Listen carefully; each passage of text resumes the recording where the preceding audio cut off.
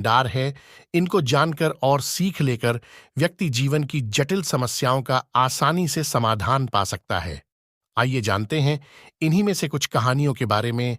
स्वामी Vivekananda story 1। यह कहानी स्वामी विवेकानंद के बचपन की है। स्वामी जी बचपन से ही मेधावी थे। वे जब कुछ कहते, साथ ही मंत्रमुग्ध होकर सुनते। एक दिन कक्षा में वो कुछ मित्रों को कहानी सुना रहे थे। सभी साथी इससे सुनने में मग्न हो गए। स्थिति ऐसी थी कि उन्हें पता ही नहीं चला कि शिक्षक कक्षा में आ गए और पढ़ाना शुरू कर दिया। इसी बीच कक्षा में फुसफुसाहट ने शिक्षक का ध्यान खींचा। उन्होंने कड़क आवाज में पूछा कि कौन बात कर रहा है। छात्रों ने स्वामी जी और उनके साथ बैठे छात्रों की तरफ इशारा कर दिया। इससे नाराज शिक्षक ने उन छात्रों को बुलाया और पाठ से संबंधित प्रश्न पूछने लगे। स्वामी विवेकानंद के अलावा कहानी सुन रहा कोई बच्चा प्रश्न का जवाब नहीं दे पाया। इस पर शिक्षक को यकीन हो गया कि स्वामी जी पाठ पर ध्यान दे रहे थे और बाकी छात्र बातचीत में लगे थे। इस पर उन्होंने स्वामी जी को छोड़ सभी को बेंच पर खड़े होने की सजा दे दी। सभी छात्र एक एक कर बेंच पर खड़े हुए तो उनके साथ स्वामी जी भी खड़े हो गए। इस पर शिक्षक बोले, नरेंद्र तुम बैठ जाओ। यह सुनकर स्वामी विवेकानंद ने विनम्रता से खुद के लिए भी सजा के लिए आग्रह किया। उन्होंने कहा कि सर, मैं ही इन छात्रों से बात कर रहा था। उनके सच बोलने की हिम्मत से प्रभावित हुए बिना कोई नहीं रह सका। स्वामी विवेकानंदा स्टोरी 2। अमेरिका में स्वामी विवेकानंद से जुड़ी प्रेरक कहानी के अनुसार अमेरिका यात्रा के दौरान स्वामी विवेकानंद एक पुल से गुजर रहे थे। रास्ते में उन्होंने कुछ लड़कों को निशाना लगाते देखा, लेकिन इनमें से कोई सही निशाना नहीं लगा पा रहा था। इस पर स्वामी विवेकानंद रुके और बंदूक संभाल ली। उन्होंने एक के बाद एक लगातार कई निशाने लगाए। इस पर लड़कों और अन्य लोगों ने पूछा कि आपने यह समय की कैसे बात किया? है, तो उन्होंने एक कहा, गांव में गौतम बुद्ध काम का करो, बहुत अपनी बड़ा पूरी आश्रम आश्रम था। वहां पर एक प्रसिद्ध बौद्ध गुरु रहते थे। वहां पर उनका एक शिष्य था जो कि बहुत बोलने वाला था। वह हर समय इधर उधर की बातें करता था। जब वह दान लेने के लिए जाता था तो हर घर से एक नई कहानी लेकर आता था और आश्रम के दूसरे शिष्यों को सुनता था। वो हर समय एक शिष्य की दूसरे शिष्य से बुराई और चुगली करता रहता था और दूसरों के सामने अच्छा बनने का प्रयास करता रहता था। खुद के मुंह से ही खुद की तारीफ करता रहता था और हमेशा ही खुद को गुरु के सामने सबसे बुद्धिमान और उत्तम साबित करने का प्रयास करता रहता था। वह खुद को सभी शिष्यों से अलग और श्रेष्ठ मानता था। उसका कहना था कि मैं एक अमीर घर का बालक हूं।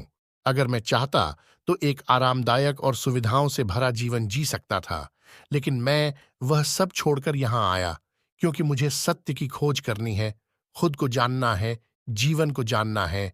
इसीलिए मेरा त्याग तुम सबसे बड़ा है। एक दिन गुरु ने आश्रम के सभी शिष्यों को बुलाकर कहा, आप सभी को अगले 1 महीने के लिए कोई संकल्प लेना है। इससे आपकी संकल्प शक्ति मजबूत होगी और आप में आत्मशक्ति का संचार होगा। आप सभी अपने समर्थ के अनुसार कोई भी संकल्प ले सकते हैं और यदि 1 महीने से पूर्व किसी का भी संकल्प टूट जाएगा तो वह अपनी दिनचर्या में वापस आ जाएगा। सभी शिष्यों ने अपनी शक्ति के अनुसार छोटे बड़े संकल्प लिए और गुरु को अपने अपने संकल्प के बारे में बोलकर वहां से चले गए।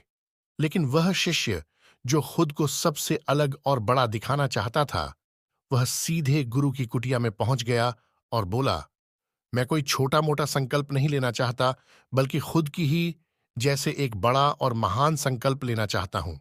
कृपया आप ही बताएं, मुझे क्या संकल्प लेना चाहिए?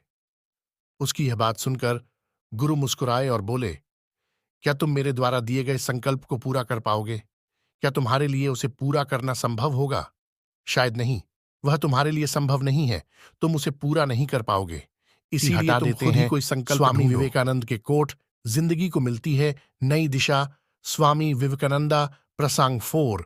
स्वामी विवेकानंद से जुड़े एक प्रेरक प्रसंग के अनुसार विदेश यात्रा के दौरान एक महिला ने उनसे कहा कि मैं आपसे विवाह कर आपके जैसा गौरवशाली, सुशील और तेजयुक्त पुत्र पाना चाहती हूं। इस पर विवेकानंद ने कहा कि मैं सन्यासी हूं और विवाह नहीं कर सकता, लेकिन आप मुझे ही पुत्र मान लीजिए तो आपकी इच्छा भी पूरी हो जाएगी और मुझे मां का आशीर्वाद मिल जाएगा। उनके इस उत्तर को सुनते ही वह महिला उनके चरणों में गिर गई और माफी मांगने लगी। स्वामी विवेकानंदा प्रसंग 5। एक बार की बात है, स्वामी विवेकानंद खेतड़ी, राजस्थान पहुंचे तो वहां के राजा ने उनके मनोरंजन के लिए सांस्कृतिक कार्यक्रम रखा। इस कार्यक्रम में मैनाबाई नाम की एक नृत्यांगना ने नृत्य प्रस्तुत करना शुरू किया तो स्वामी विवेकानंद उठकर जाने लगे। तब नृत्यांगना ने सूरदास का भजन गाने लगे और तब वे वहीं रुके और कहानी मैनाबा। यह बात तब की है जब विवेकानंद अमेरिका में थे। स्वामी जी ने के बार पुल पर खड़े कुछ लड़कों को नदी में अंडे के छिलके पर पत्थर मारने की कोशिश करते हुए देखा। वे लड़के बुरी तरह से असफल हो रहे थे। कारण जो भी हो, अब बच्चों ने भूत के डर से उस बगीचे में खेलना ही बंद कर दिया। नरेंद्र को खेलना, दौड़ना, भागना, कसरत करना बहुत पसंद था। अपने साथियों के बगीचे में नहीं आने से उनका खेलना छूट गया था। एक दिन बच्चों से मिलकर कहा, देखो, हमारा खेलना अब बंद हो। आज की लाइफस्टाइल में हमारे लिए यह कहानी किसी प्रेरणा से कम नहीं है। जीवन में सफलता के लिए हमें सिर्फ एक चीज पर अपना ध्यान केंद्रित करना होता है। डिस्ट्रक्शन के कारण हम अपने मुख्य लक्ष्य पर ध्यान नहीं देते हैं। साथ ही अगर हम अपने लक्ष्य या कार्य पर पूरी तरह से ध्यान लगाएं तो हमारे असफल होने के चांस काफी कम हो जाएंगे।